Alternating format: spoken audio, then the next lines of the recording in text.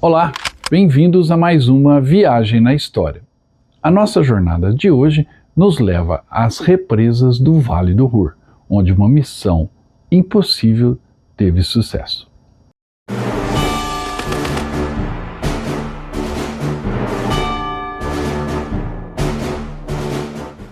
Durante a Segunda Guerra Mundial, muitas missões audaciosas, de dificílima execução, tiveram um desfecho positivo. Ataques como os alemães à fortaleza de Eben Emael, que inclusive tem um vídeo aqui no canal, vou deixar o link aqui, o ataque dos comandos britânicos ao porto de Saint-Nazaire, ou o ataque às instalações em Telemark, na Noruega, onde os alemães estavam desenvolvendo o seu projeto atômico, são um exemplo destas missões que ficam para a história. Assim como o ataque por bombardeiros britânicos contra as represas alemãs no Vale do Rio Ruhr, o coração industrial da Alemanha. Este ataque, conhecido como o ataque dos Dam Busters, ou seja, os destruidores de represas, é considerado um dos ataques mais audaciosos, uma das missões mais difíceis da Segunda Guerra Mundial. Vamos ver como ele aconteceu.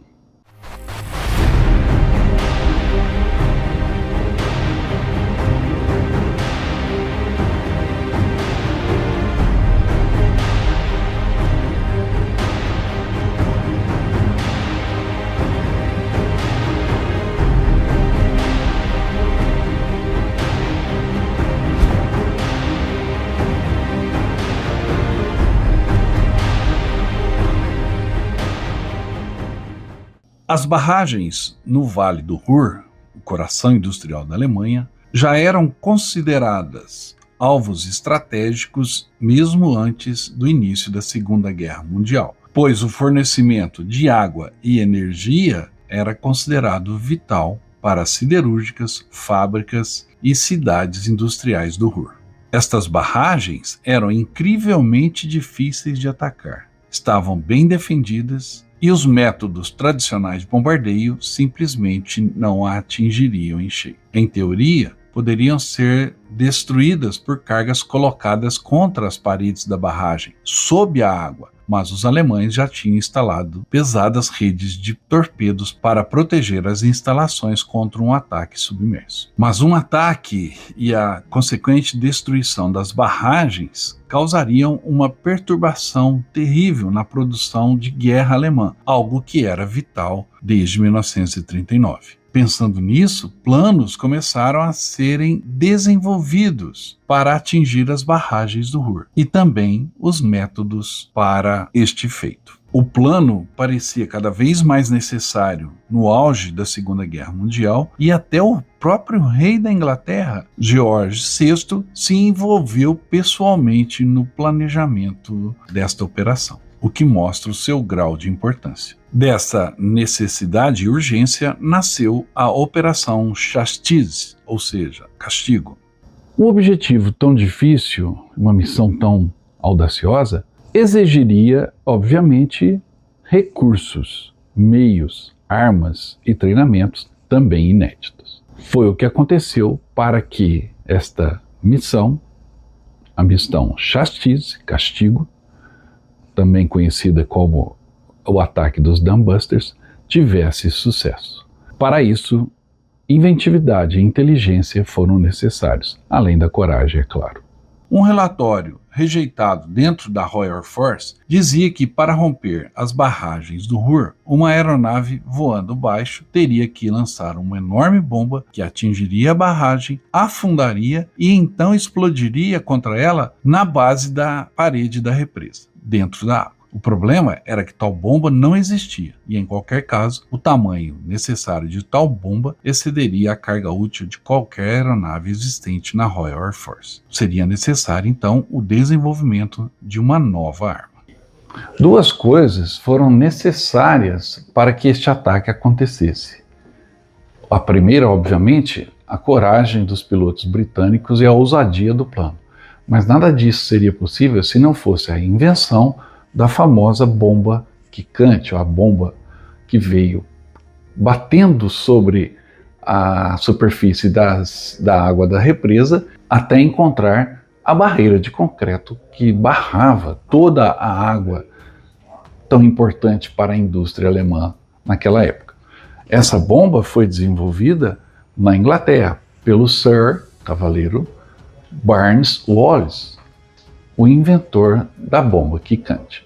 Eis que surge então a figura do Dr. Barnes Wallis, que era conhecido por pensar fora da caixa. Desenvolvia conceitos inovadores em seu tempo livre, que poderiam ajudar no esforço de guerra. Em 1942, este engenheiro britânico começou a trabalhar nos planos para uma bomba que pudesse atravessar a água e destruir as represas do Ruhr. A sua ideia inicialmente veio através de um experimento com bolinhas de gude saltando em uma banheira de água, e chegou à conclusão de que essa arma poderia ser usada para atacar navios de guerra atracados, ou então barragens. Wallis se tornaria famoso durante a guerra e seria condecorado por isso ao desenvolver bombas como estas da barragem do Ruhr, mas também a bomba Tallboy, que destruiu o encouraçado Tirpitz, e também a Grande Slam, que destruía casamatas profundas. Wallis sabia o que fazia. Os testes desenvolvidos por Wallace, juntamente com o Almirantado Britânico e a Força Aérea Britânica,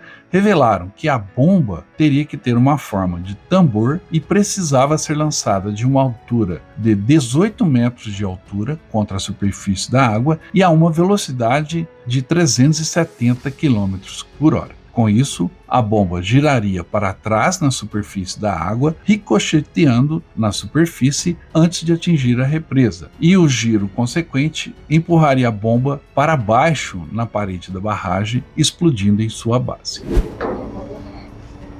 Essa é a famosa bomba saltitante.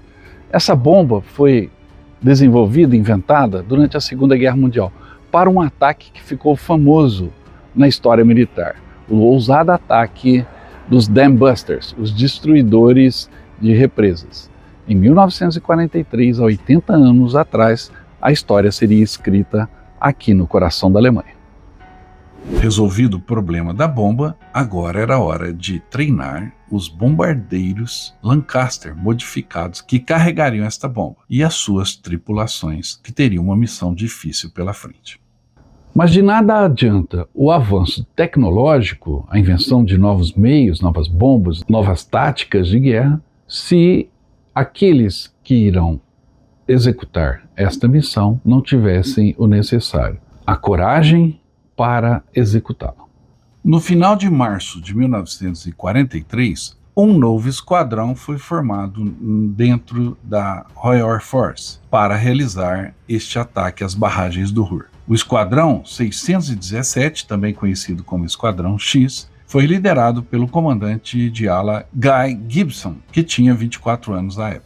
E as tripulações dos aviões do Esquadrão 617 eram originárias da Grã-Bretanha, Canadá, Austrália, Nova Zelândia e Estados Unidos. O esquadrão foi equipado com aviões Lancaster, devidamente modificados para esta missão. Este esquadrão, o 617, mais tarde ficou conhecido como Dam Busters, ou seja, destruidores de represas. Nestor, aqui nessa maquete da represa do rio Eder, tem esse objeto aqui, um equipamento interessante, né? Muito interessante. Para que serve isso, Nestor? Era muito importante a bomba ser lançada na distância correta. Certo. E o avião tinha que estar na altura correta também. Sim. Então se criou dois artifícios, né, bastante simples, no qual o bombardeador ele fazia essa visada aqui. Dentro do avião, aproximando. Quando esses dois pinos que estão aqui, sim, se coincidissem com as torres lá da represa, sim, eles estavam na distância certa para lançamento. Para lançar. Mas não adiantava esse lançamento acontecer numa altura elevada ou baixa demais. Sim. Então o bombardeiro Lancaster tinha dois projetores embaixo, na barriga. Na barriga, projetando a luz para baixo, durante o voo. Exatamente. Então quando ficavam dois círculos de luz embaixo na água, sim, e formavam o número 8, significava que eles estavam na altura certa.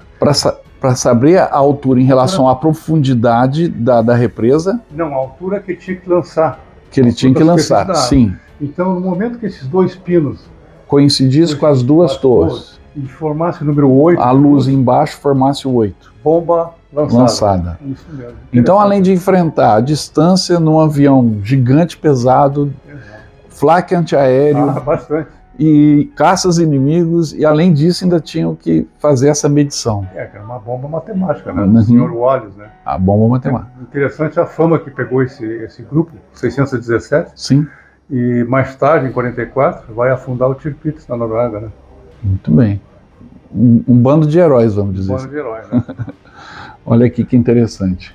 Uma coisa tão simples, mas que foi fundamental, e como disse o Nestor, matemático, para que a missão fosse bem sucedida e rompesse as represas do Ruhr. Exatamente. Isso aí. Obrigado, Nestor. Não,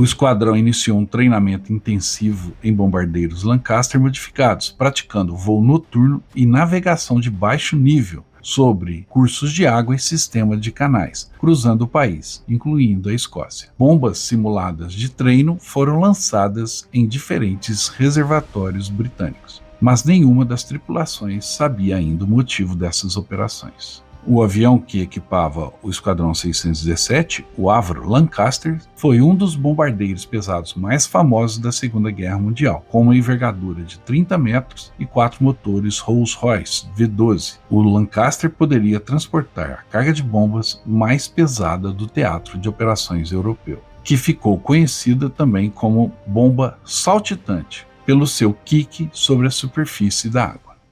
A Operação Chastise, ou seja, a missão dos Dambusters, foi revestida de sucesso, mas para isso o elemento surpresa foi fundamental, pois as dificuldades para executá-la dava aos alemães a segurança, aquela impressão de falsa segurança de que as represas jamais seriam atacadas. Chegou então o dia do ataque. Às 9h30 da noite de 16 de maio de 1943, 133 tripulantes em 19 bombardeiros Lancasters decolaram em 3 ondas para atacarem as barragens. O comandante Guy Gibson voou na primeira onda de ataque e sua aeronave foi a primeira a atacar a barragem de Mone à 00:30 do dia 17. Mas esta primeira barragem, Mone, só ruiu a partir do ataque de mais 5 aeronaves, que foram lançando sucessivamente as bombas saltitantes antes que esta primeira barragem fosse destruída. A partir do rompimento da barragem do Mone, as aeronaves restantes se destinaram então à segunda barragem no Vale do Ruhr, a barragem Eder, que também ruiu às 2h da manhã do dia 17. Só estando aqui na represa Eder, que você vai ter a noção do desafio que foi a missão dos pilotos britânicos, os Dambusters.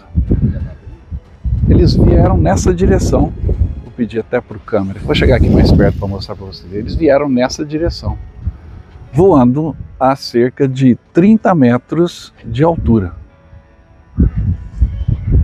Contornaram aquele morro, baixaram para os 30 metros, e vieram na direção da barragem, onde a gente está agora. A gente está exatamente em cima da barragem. Ela foi reconstruída durante a guerra já. A bomba saltitante era lançada mais ou menos na posição que está aquele barco branco ali. E após lançarem a bomba, o avião passava por cima da barragem. E ao passar por cima da barragem, olha o que os pilotos deparavam. Uma verdadeira barreira natural, a montanha. Lembre-se, eles estavam a 30 metros de altura apenas, pouco mais alto do que essa. Eles passavam aqui raspando o topo da barreira. E aí tinham que subir rapidamente, e isso debaixo do fogo das antiaéreas alemãs. E ainda tinham que observar se a bomba funcionou. Foi um desafio, toda a logística, todo o processo. Mas a missão foi cumprida. E esse local onde eu estou agora foi destruído com a bomba saltitante na missão dos Dambusters. Com isso, toda essa água jorrou vale abaixo, inundando o coração da indústria alemã. Como eu já disse, 50% das tripulações envolvidas na missão perderam a vida ao longo do cumprimento do objetivo. Mas foi um custo baixo pelo dano que eles causaram ao inimigo. Além das tripulações, mais de 2.500 civis também perderam a vida no volume de água que desceu aqui, na inundação que seguiu a explosão.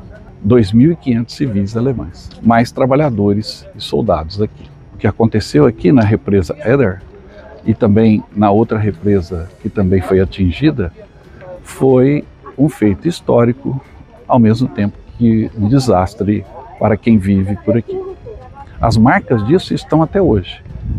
Existe um museu e existem as pessoas que se lembram dessa história heróica e triste.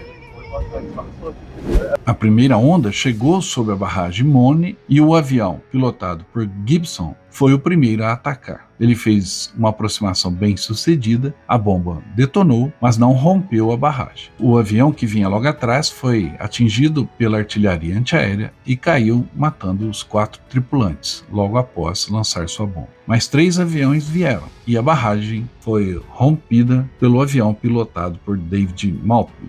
Os aviões que haviam lançado a bomba e rompido a primeira barragem voltaram então para a Inglaterra. E na viagem de volta, um dos Lancasters foi abatido na costa holandesa pelo fogo antiaéreo alemão. E todos os tripulantes morreram. A segunda barragem, enquanto isso, foi atacada. E pela sua topografia, era um alvo muito pior do que a primeira barragem, o Mone. Esta segunda barragem, conhecida como Ederdam, tinha uma rota de ataque complicada. Nestor, você que é um turista de guerra experiente e também serviu tanto tempo no exército, o local onde as batalhas ocorrem sempre impressiona, não é? Sempre impressiona. E aqui realmente é difícil. A gente observando o vale que está aqui embaixo, vê que tem pouca altura para um bombardeiro Lancaster manobrar. E foi o que ele fez, uma curva à direita que ele escapou. Realmente uma operação de risco, uma habilidade notável para puxar os comandos de um avião pesado como aquele, e a oportunidade ímpar de ver uma bomba não convencional. Realmente foi uma operação suicida praticamente, né? Que não se garantiu um sucesso total, porque metade das barragens não foram destruídas. Orlando, essa sensação de estar no local onde essa missão tão audaciosa ocorreu, como que é? Realmente é um negócio completamente diferente, né? A gente costuma ler sobre esses eventos históricos, mas quando a gente está no local e assiste o panorama, vê a geografia, a gente começa a entender melhor a dificuldade da missão. Essa em particular, havia duas dificuldades muito grandes, uma dificuldade técnica e tecnológica. A técnica era treinar os pilotos para fazer a missão, a tecnológica é o desenvolvimento da bomba. E aqui atrás da gente dá para perceber um dos aspectos dos técnicos, a dificuldade que os pilotos tinham só tinha um caminho depois de lançar a bomba, que era fazer uma curva à direita para escapar da montanha aqui à esquerda, né? E isso é uma coisa que só permite estando aqui, você descobrir isso estando aqui. Outro lance interessante, que aparece até no filme, é o castelo, né, que era um ponto de referência. Também era um ponto de referência para os pilotos, né? Naquela época a navegação ainda era muito primitiva, a navegação era feita baseada em cálculo, mas em observação do solo. O castelo era um dos pontos de referência para guiar, orientar os pilotos justamente em direção à barragem. Mauro, depois de visitar o museu e estar aqui, a mesma impressão que você tinha da operação você tem agora ou mudou algo? Não, mudou muito. O fato de a gente estar vendo o local onde aconteceu a batalha, você percebe justamente a dificuldade que eles tiveram na execução da missão, né? E eu acredito que foi fruto de muito treino, muito estudo e conseguiram o intento que eles tinham. Um primeiro avião se aproximou e lançou a bomba um pouco tarde demais, e com isso o avião que lançou esta bomba tardiamente foi atingido pela própria explosão da bomba, voltando então para casa, mas apenas para ser abatido sobre a Alemanha.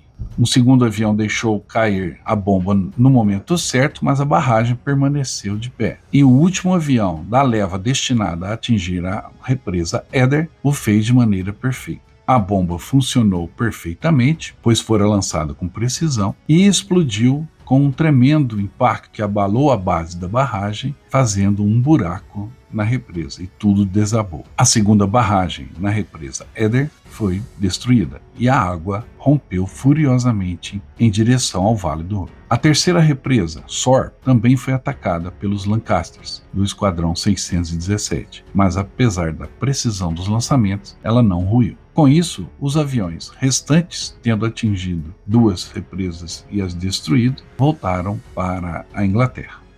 A execução da missão Chastise exigiu um alto número de vidas, tanto dos atacantes, que sofreram pesadas baixas no número de aviões que atacaram as represas, como também da população alemã que vivia nessa região do Vale do Rio Ruhr, e foram atingidos pela onda gigantesca de água que foi despejada após o rompimento das barragens. Este alto custo de vidas humanas é o preço que se pagou pela execução da missão.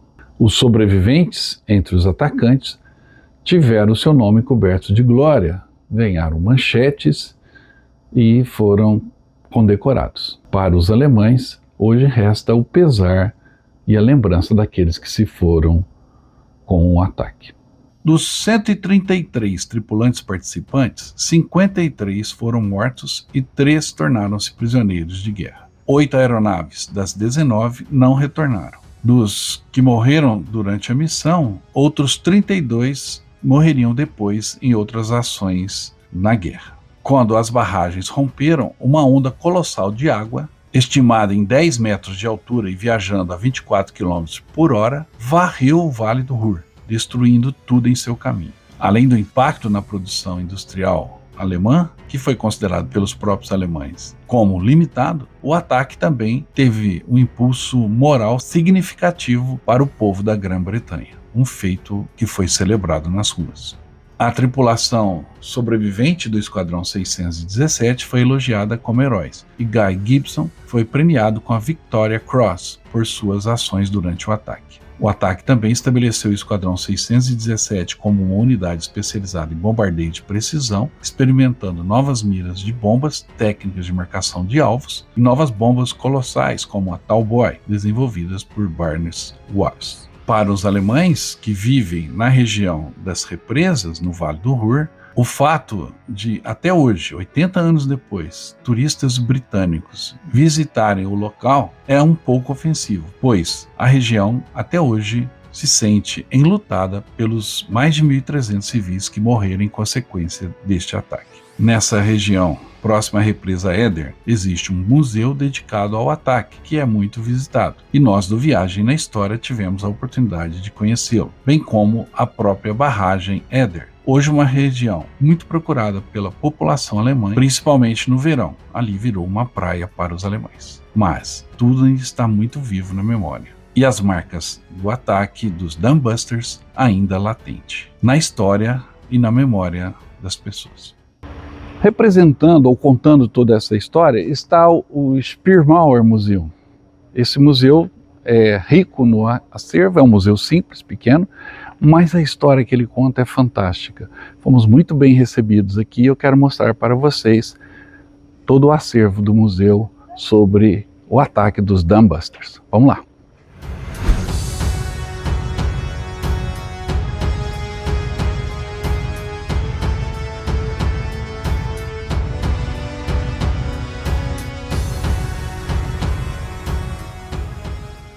O Museu Dambuster, aqui no Vale do Ruhr, conta toda a história, desde a construção da represa, e essa represa do Rio Eder foi construída em 1905 até 1914, e foi importante, como eu já disse, para a economia alemã e o crescimento industrial alemão. Imediatamente, quando a Segunda Guerra começou, a represa virou um alvo natural para as forças britânicas.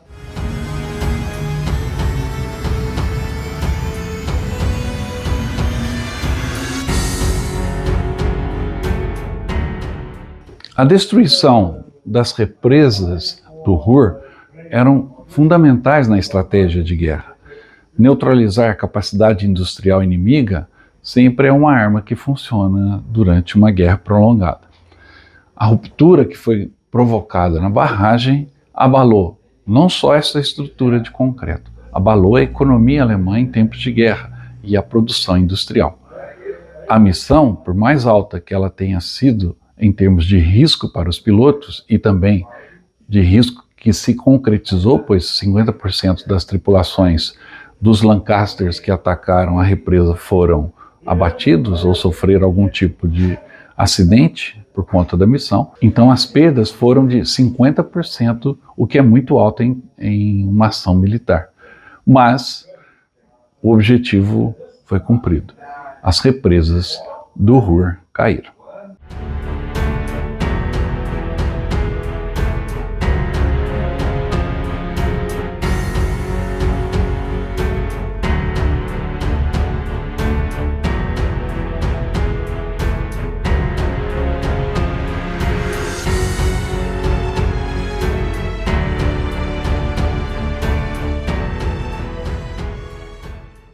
Pessoal, esse cavaleiro German Knight, Oliver, é o responsável aqui pelo museu, diretor do museu. E ele vai fazer um convite especial para vocês. How long this museum exists? 23 years. 23 years. This year, the mission complete 80 anniversary. Yes. 80 anos. Yes. Is some special show here or just normal? Yes, we have a special show, Anniversary Day, and we have the nations of Canada, New Zealand, Australia, the United States of America, England, Okay. and German Federal Republic, and the state of Hessen. A lot of people came. Yes. Okay. Very prominent people from Berlin. From the Berlin? Ambassadors, yeah. Oh, The 5 ambassadors. 5 embaixadores vieram para a celebração dos 80 anos. The militaires. Generals, ok. Muitos militares, oficiais vieram aqui também. For the whole Brazilians, you must come to Germany. Iderdam, North Hessen, you must come to the Dam Master Museum, Germany. We have 30,000 people from the whole nations who speak English in the world, and France and Netherlands. And we have 2 small Brazilians. 3 Brazilians is not so perfect. Ele está convidando todo mundo para vir aqui visitar, que ele teve o ano passado 30 mil visitantes e só 3 brasileiros. Pessoal, venham conhecer o museu aqui da represa Eder, no interior do Vale do Ruhr. Eu vou deixar o endereço na descrição do vídeo, tá bom? Dankeschön. Our museum is south of the city of Kassel, in the middle of Germany. Thank you. Okay?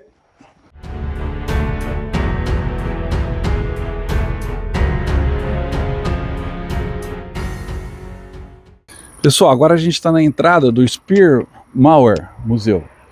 É um museu que retrata exatamente o ataque dos Dam Busters.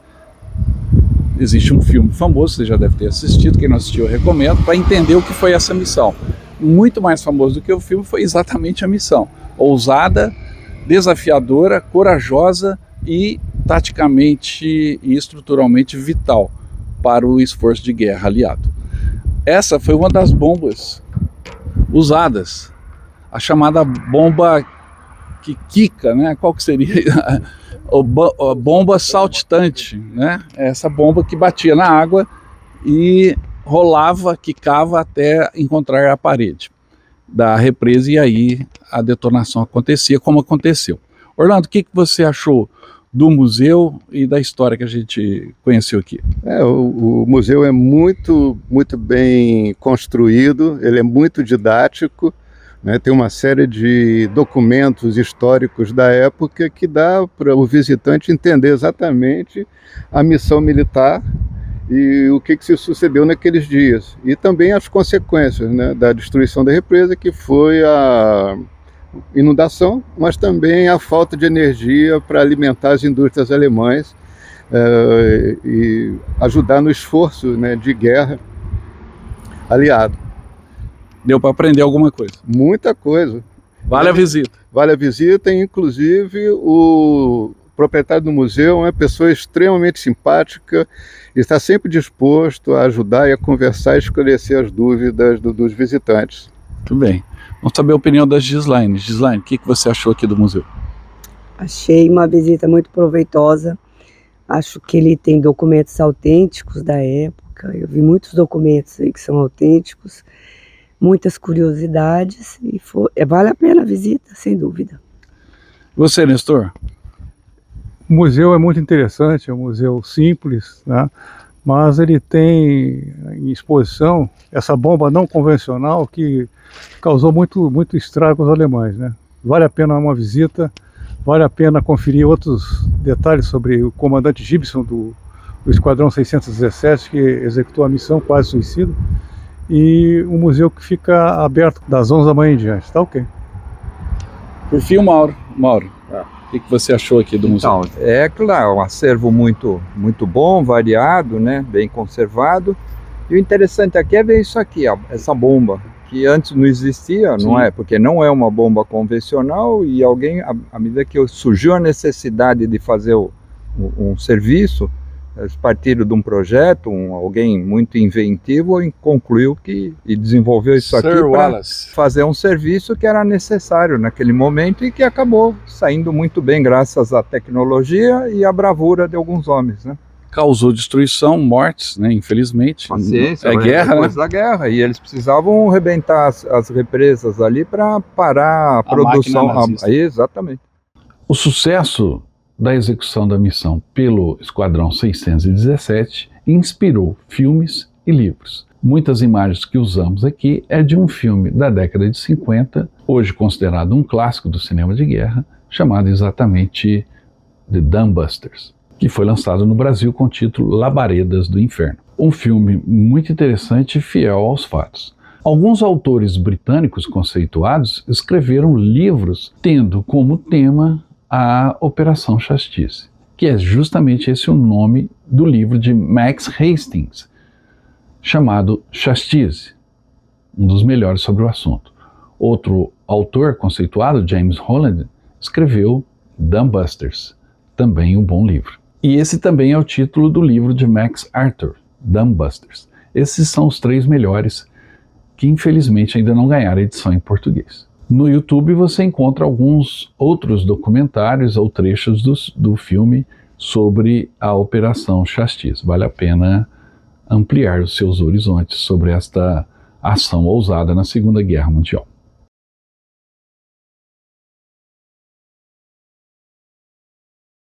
Era isso que eu tinha por hoje. Você também pode ampliar os seus horizontes viajando conosco pela Alemanha. Todos os anos a gente faz um roteiro visitando, entre outros lugares, como Colônia, Peenemünde, Berlim, também as represas do Vale do Ruhr e o Museu da Operação Chastise. Entre em contato pelo nosso WhatsApp e garanta o seu lugar para o ano que vem nessa jornada pela Alemanha. Espero que você tenha gostado do vídeo e espero que você também possa participar da promoção da camisa do Viagem na História. Estamos iniciando agora a venda do segundo lote das camisas. Adquirindo a camisa, você concorre a um pacote de viagem para os 80 anos do Dia D, que acontecerá em 2024. Participe! Para adquirir a camisa é fácil, é só entrar em contato pelo nosso WhatsApp. Logo, logo eu quero mostrar sua foto aqui com a camisa do Viagem na História também.